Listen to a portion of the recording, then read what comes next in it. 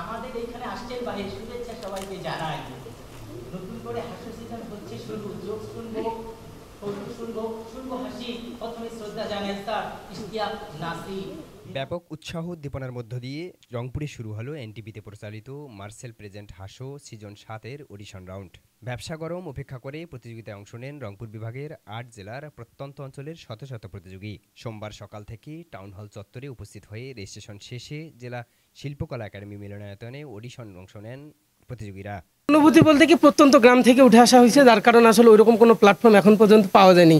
আমার যে ভিতরে হিডেন ট্যালেন্ট আছে, আমি যে একটু প্রকাশ করব, এরকম কোনো সুযোগ আমার কাছে এতদিন ছিল না। তো এমনও হতে পারে যে হচ্ছে এটাই সেই সুযোগ যেটা থেকে আমি সমগ্র বাংলাদেশে আমি আমার প্রতিভাকে ছড়াইতে পারবো। আমার পারফরমেন্সটা ওনারা একেবারে অ্যাপ্রোপ্রিয়েট করে নেক্সটের জন্য প্রিপারেশন নিতে বললো।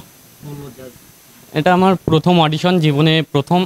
তো জাস্ট বললো ভালো, ইনশাল্লাহ বসো, অপেক্ষা করো, পরে আবার ডাকবো।